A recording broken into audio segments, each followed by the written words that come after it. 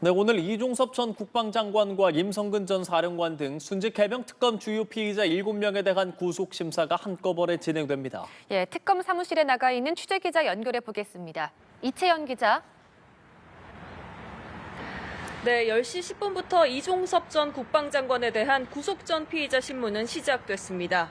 이 전 장관은 수사 외압 주도 혐의를 인정하냐는 취재진 질의에 법정에서 상세히 설명하겠다, 혐의를 인정하지 않는다고 말하고 들어갔습니다. 오후에는 유재은 전 법무관리관, 김동혁 전 국방부 검찰단장, 임성근 전 해병대 1사단장 등 6명의 영장심사도 차례로 서울중앙지법에서 진행됩니다.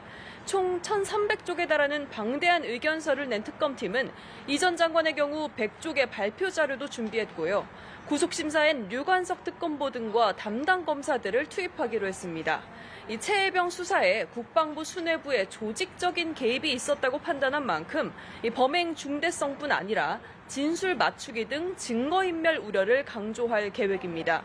직권남용 권리행사 방해 등 6개 혐의를 받는 이 전 장관은 수사 외압 과정 전반을 주도한 주범으로 이 나머지 4명은 사건 기록 회수 재검토 과정에서 외압을 행사하고 박정훈 대령을 항명 혐의로 무리하게 수사하게 했던 혐의 등을 받고 있습니다.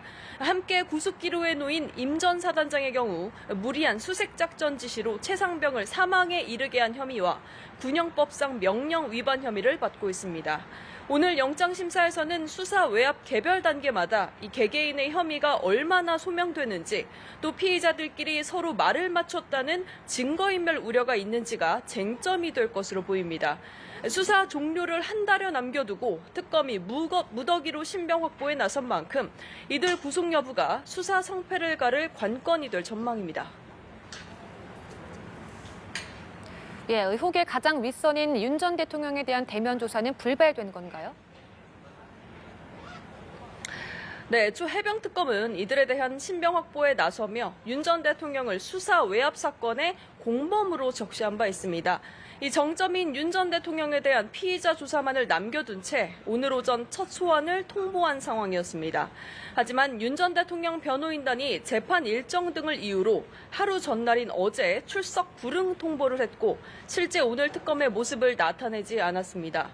특검은 추가 소환 통보를 언제 할지 고심 중인데 오늘 영장 심사 결과에 따라 윤 전 대통령에 대한 수사 향배도 영향을 미칠 걸로 보입니다. 네, 기자, 그런가 하면 오늘 내란 특검이 한 차례 구속영장이 기각됐던 박성재 전 법무부 장관을 다시 불러 조사할 예정이라고요. 네, 그렇습니다. 내란 특검은 오후 3시부터 내란 중요 임무 종사 혐의와 직권남용 혐의를 받는 박성재 전 장관을 영장 기각 뒤 다시 소환해 조사합니다. 재소환을 앞두고 박 전 장관 휴대전화 추가 압수수색과 법무부 관계자를 불러 조사하는 등 관련 진술과 증거를 전반적으로 재점검했습니다. 오늘 조사도 박 전 장관이 계엄 당일 소집한 간부회의 전후 정황 등을 토대로 이 영장 기각 사유 쟁점이었던 비상계엄에 대한 박 전 장관의 위법성 인식 보강에 집중할 걸로 보입니다. 특검팀은 추가 조사가 마무리되면 구속영장 재청구 절차를 밟을 계획입니다. 지금까지 서울고등검찰청에서 전해드렸습니다.